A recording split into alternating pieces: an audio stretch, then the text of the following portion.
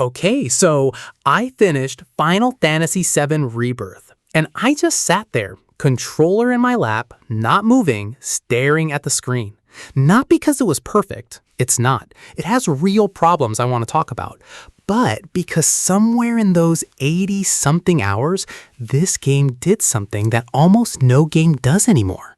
It made me feel like a kid again, like I was playing something for the first time, and I haven't felt that in a long time. This is why I think Rebirth is everything I wanted from a JRPG, and also why that's a more complicated thing to say than it sounds. So after Remake, which was basically set entirely inside Midgar, this gorgeous claustrophobic city, Rebirth just opens the door and shoves you outside. You walk into the grasslands and you can physically feel the scale shift. The once sparse environments from the original 97 game, those blocky, polygonal areas, are now these lush, living regions. The grasslands are full of wildlife, valleys, vegetation. Junon's coastline has these scars of war on it, there are cliff faces to climb on your chocobo, and you're standing there thinking, this is what they meant. The game has this reputation for being a massive, content-rich experience, and it absolutely earns that reputation. But what actually got me wasn't the size, it was the attention. Every region feels like someone actually cared about why that place exists in the story. The Gold Saucer is blinding and excessive and kind of overwhelming on purpose because it sits right next to Corel, which is a literal dust bowl, a desert that used to be a region until Shinra put reactors there and drained the life out of it. That contrast isn't accidental. Square Enix is using the geography to say something. That's good storytelling through game design, and I don't think it gets talked about enough. But here's what actually makes Rebirth work. It's not the world, it's the people in it.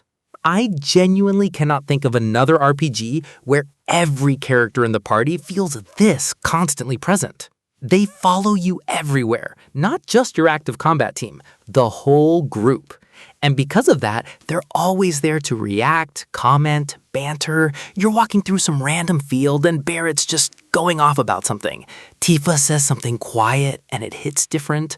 Red 13 is being dramatically poetic. It feels alive. Characters who felt flat in Remake got full arcs here. Barrett goes from this one-note Shinra bad guy to someone with real trauma and history behind his convictions. When the cast starts feeling like real people, the big emotional moments actually land. And then there's the synergy system, which sounds like a gameplay mechanic, and it is, but it's also secretly a character writing tool. These attacks are built around the specific relationship between two characters. It's not just Cloud and Tifa doing a cool combo, it's those two specifically doing something that only makes sense because of who they are to each other. It's emotional storytelling happening inside the combat itself. That's not something most games even try to do. If you bounced off Final Fantasy VII Remake's combat, Rebirth probably isn't going to convert you overnight. But I think it's the most evolved version of what that system was trying to be. It's an active time battle action hybrid. You move and fight in real time, but as you fight, your active time battle gauge fills. And when you spend it, time slows down, and you pull up a menu to use skills, spells, or items. The biggest new addition is synergy abilities, two characters combining into joint attacks that can completely swing a tough fight in seconds. What I love is that it rewards you for actually learning every character.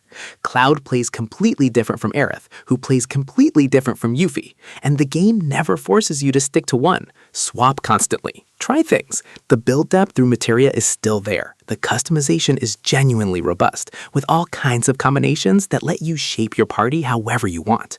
Is it as deep as a pure turn-based game? No.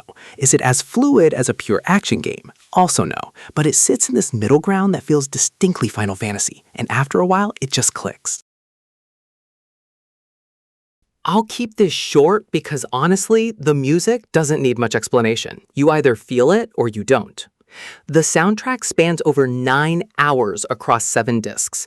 It's built on rearrangements of Nobuo Uematsu's original score, but with a full modern team expanding it. And what's wild is there are different chocobo themes for each region. Each biome has its own version. You're riding through a swamp and the track just fits. You're in a snowfield and it feels completely different. There are moments where you're just riding through a meadow and you stop to listen. The theme song, No Promises to Keep, composed by Uematsu and performed by Lauren Allred, the woman behind Never Enough from The Greatest Showman, is used inside the game itself in a musical performance. It's a whole thing. It destroys you. Okay, let's be real for a second. The open world content is a lot, and not always in a good way. Each open region is dotted with the same objectives: side quests, combat challenges, card game matches, intel towers, scavenger hunts. And realizing that structure repeats across every single region gets exhausting. Chadley, the AI kid who phones you constantly to give you tasks, is genuinely one of the most irritating characters in the game. Someone online called him the real villain, not Sephiroth. That's accurate. And some of the minigames, look, I get it, the original Final Fantasy VII had minigames, but there are like 20 plus of them in Rebirth, and not all of them are good. The Chocobo gliding thing, the Red 13 soccer game with its broken physics, the Fort Condor battles, some of these are genuinely rough. Queen's Blood though, the card game, that one's legitimately great. I lost hours to it. The honest advice? Don't try to 100% this game. Play the story, do the side quests that interest you, dip into the open world when you feel like it. Don't let Chadley run your life. I have to talk about the ending. I'll keep it light, but spoiler warning right now, skip to the end card if you haven't finished it. The Aerith situation. It's messy, deliberately messy. The game oscillates between realities in its final hours, Aerith dying in one, surviving in another, and Cloud is caught in the middle of it, seeing multiple outcomes at once. Some people found this frustrating, like the game was refusing to commit to its own story. But here's my read on it. Aerith's ultimate fate is the same as the original game. Sephiroth lands the blow. But what Rebirth adds is that Aerith knew. She knew the whole time, and she chose to keep going anyway. That changes what her character means. She's not just a tragic figure who dies for the plot. She's someone who walked willingly towards something she couldn't escape because she believed it mattered. That hit me in a way the original never did, because I was a kid when I played the original. I didn't understand what that cost. So is Final Fantasy VII Rebirth everything I wanted from a JRPG? Yeah, it is. Not because it's flawless, it's not, but because it does the things that actually matter to me. It builds a world that feels real. It makes me care about the people in it. It tells a story that respects me as someone who's been with these characters for a long time, and it finds new ways to break my heart with them. That's all I've ever wanted. That's the whole thing. If you haven't played it, go. Just maybe skip some of the Chadley tasks. Drop in the comments, did the ending work for you or did it lose you? I want to know. I'll see you in the next one.